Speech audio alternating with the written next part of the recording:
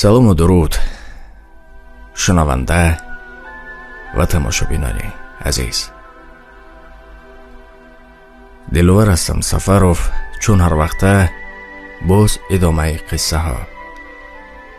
هر قصه ما به شما نقل میکنیم اکثرش در زندگی شده است.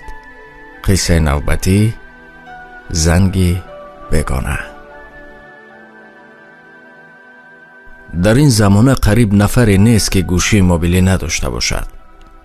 خرد و کلان، پیر و جوان دارند و عجیبش این که حتی کودکان خردسال برابر بزرگان و گاه بهتر از آنها هم سرفهم می روند.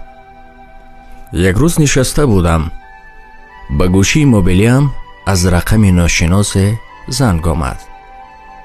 تلفن را برداشتم که از آن طرف صدای شیرین و گوشنواز کودکانه با آهنگ التجا با امید و محزونانه به گوشم رسید. الو دادا، من شما را یاد کردم، سخت یاد کردم. تستر برگرده کمی آید دادا جان.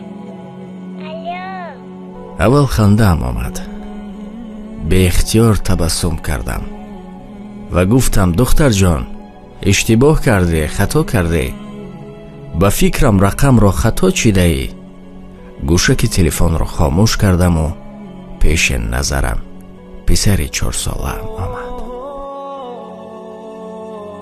این دخترچه هم یکی از آن میلیون ها نفری مشتاق دیدار پدر است. گفتم از دلم گذراندم،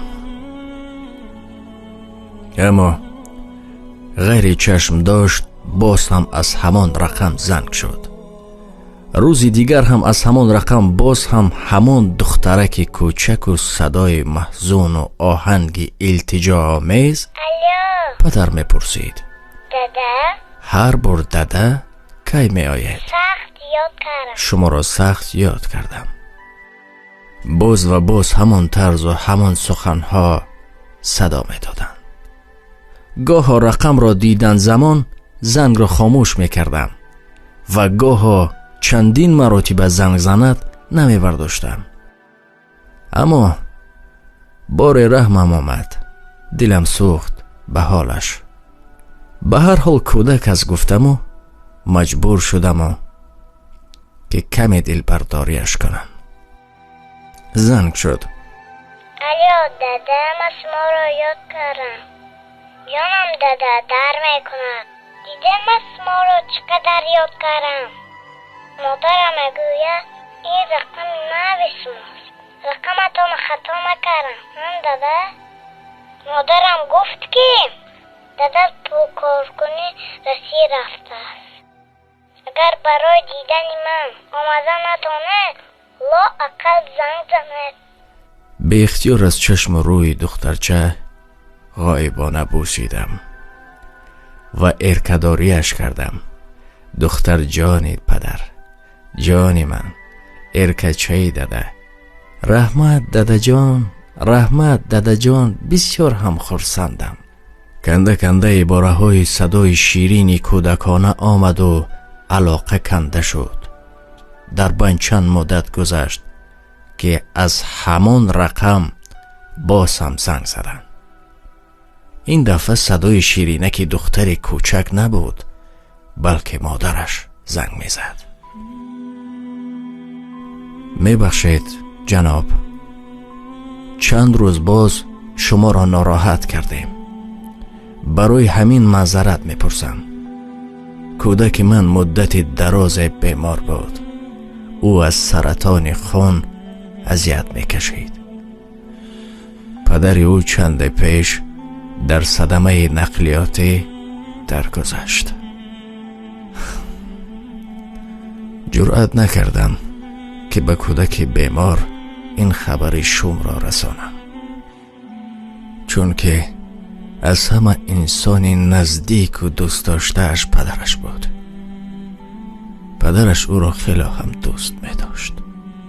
شیرین ارکداری می کرد.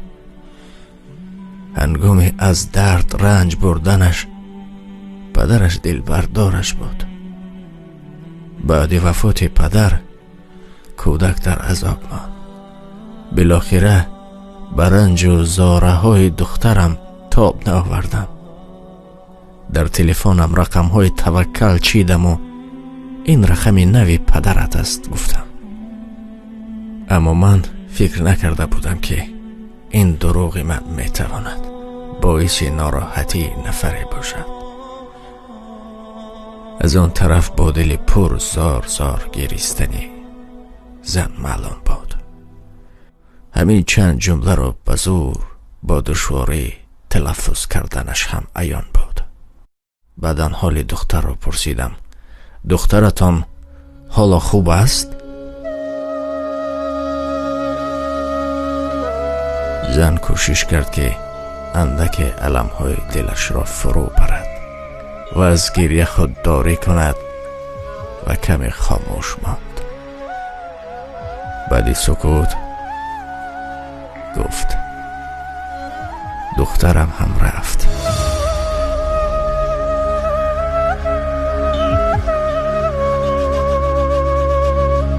من را تنها گذاشته نزد پدرش رفت. شما او را ارکداری کردید و او گویا صدای پدرش را شنیده باشد. خاطرش جمع شد و در حالی که گوشی تلفن را سخت در آغوش داشت در لبان کوچکش پر تبسم امانتش را سپارید. زن خاموش شد. شاید تلفنش را هم خاموش کرد. دل من هم ابگار شده بود که حرف برای گفتن و تسکینش نداشتم. بله، به شنیدن قصه در نظر چشم بعضنمان فرزندانمان یاد می آید و بعضنمان هر چیزی که در سر بود. باقی خدا نگهبان تا قصه های آینده. و در حق ما نیز دعا را فراموش نکنید. خدا نگهبان شما. الو دادا